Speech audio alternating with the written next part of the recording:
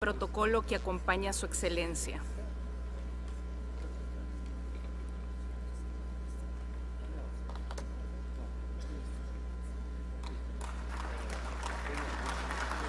En nombre de la Asamblea General, tengo el honor de dar la bienvenida a las Naciones Unidas al excelentísimo señor Susilo Bambang Yudhoyono, presidente de la República de Indonesia, y lo invito a dirigir la palabra a la Asamblea.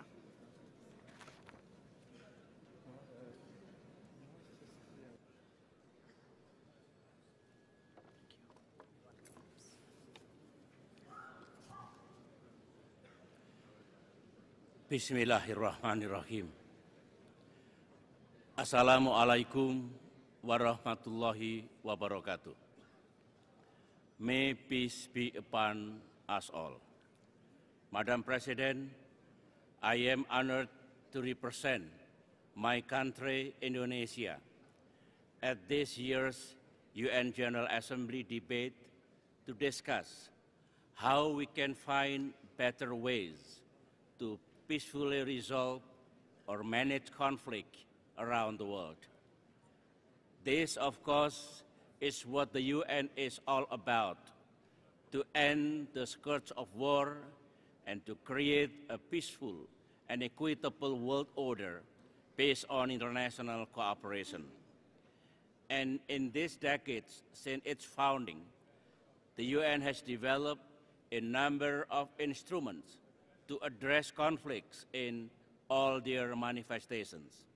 In those decades, many interstate and intrastate conflicts have been resolved: Angola, Bosnia, Cambodia, Timor-Leste, and many more. The question we must ask now is whether these instruments are adequate to address the whole spectrum of conflicts that the world community now faces. This is clearly evident in the Syrian crisis. The world community is painfully witnessing the worsening violence and unfolding humanitarian catastrophe on the ground. At the same time, the UN is in paralysis in responding to the situation. There is no end to the conflicts in sight, and it appears that we have not seen the worst of the crisis. Indonesia therefore reiterates its call for the immediate cessation of violence in Syria, which has taken a high toll on innocent civilian lives. The UN Security Council must now unite and act decisively as mandated by the UN Charter to bring the situation under control. Clearly, whatever the explanation, the present international system for now cannot resolve the Syrian conflict. And there is every likelihood that the community of nations will see similar conflicts in the future. It will be a different corner of the world and in different forms with different actors. It will not help the cause of international peace if, again, we end up being divided and unable to positively alter the cause of the conflict. The world community must evolve ways to address them more effectively toward peaceful ends. We must adapt the 21st century security challenges. There is no question that the world we live in today is in much better condition than the one in the 20th century. Freedom has spread, the threat of nuclear holocaust is receding significantly. There is no prospect of a world war, the kind of which twice wrecked the 20th century. The global economy has expanded remarkably. Nations are becoming more interdependent. International cooperation and partnerships are flourishing. However, it is only relative peace, not total peace as yet. We have moved from the era of the Cold War to an era of warm peace. In this warm peace, the world remains stuck with an outdated international security architecture that still reflects 20th century circumstances, in contrast with the global economic architecture that has done much better to adjust to the 21st century.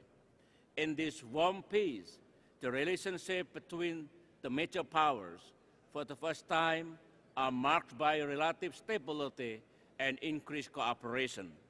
But the question remains unanswered as to how they will accommodate the growing ranks of emerging powers that are reshaping the world order. In this warm peace, old enmities and long-standing conflicts can still resurface in the new strategic landscape, even carried on by new generation. In this warm peace, we are seeing new security challenges and opportunities arising from seismic power shifts that are occurring in some regions. The security implications of the political events in the Middle East are still unfolding. In this warm peace, the world community still has to contend with an array of unfinished business: the Arab-Israeli conflict, nuclear disarmament, territorial dispute in the South China Sea, tension in the Korean Peninsula, and the likes. In this warm peace, new progress can easily regress. Hard-won peace process can stall or even crumble. Strategic miscalculation in disputed theater may lead to rising tension and armed clashes. And in this warm peace, pockets of hatred and bigotry, intolerance and extremism continue to litter our world. Perhaps we will have to live with this warm peace for decades, but I do believe that we can lower the temperature of this warm peace. Where possible, we can resolve the conflict one by one. We can strengthen the building blocks for peace.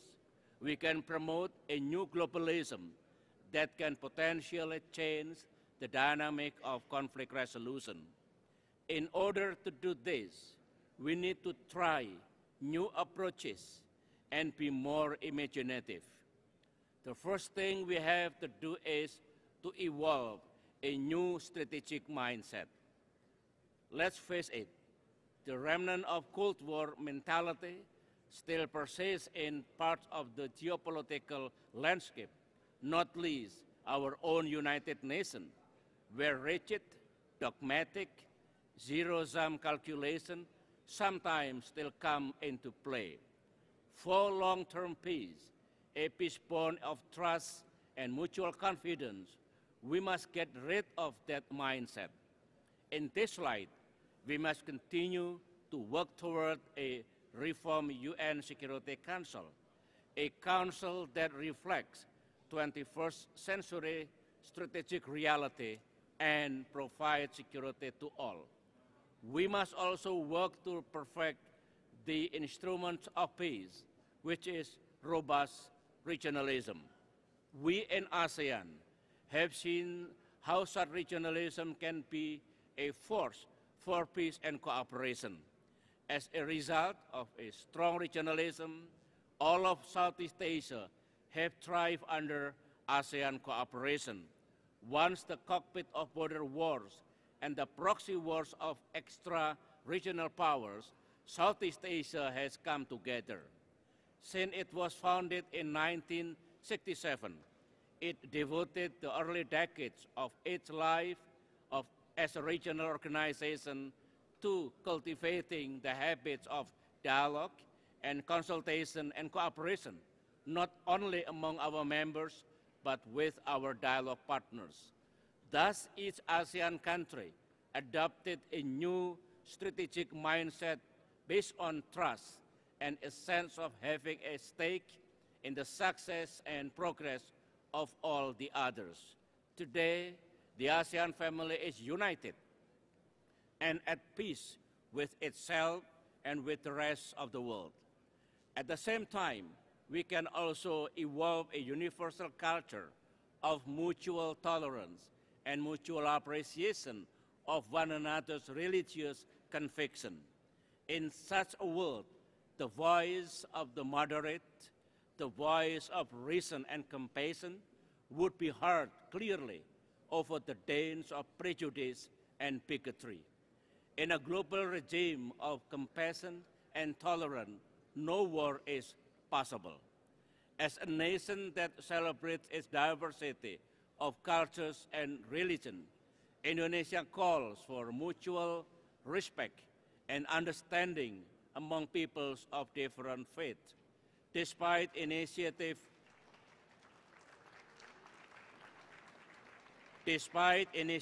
undertaken by states at the United Nations and other forums, the defamations of religions persist. We have seen yet another one of its ugly face in the film Innocence of Muslims that is now causing an international uproar.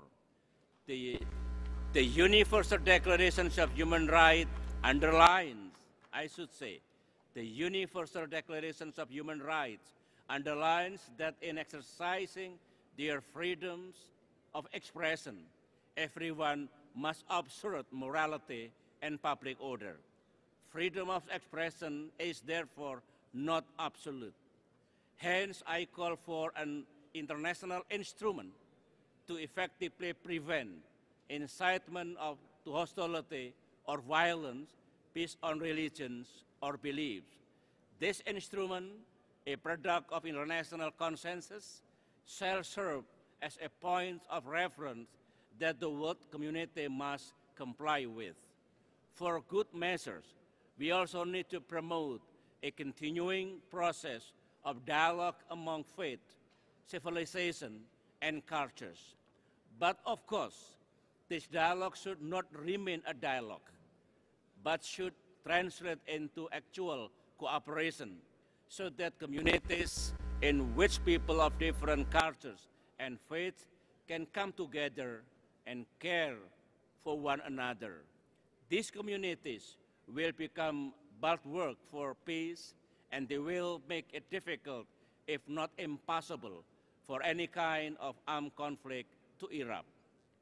Yet another thing that we must do is to master the art of preventive diplomacy. Most disputes are intractable, seems to be an eternity, but by historical reckoning, they are not really long drawn-out affairs. Sooner or later, there comes a confluence of factors and events that provide a window of opportunity for resolving a dispute and removing conflict from the table of options. This is what we in ASEAN have done with the potential conflicts in the South China Sea.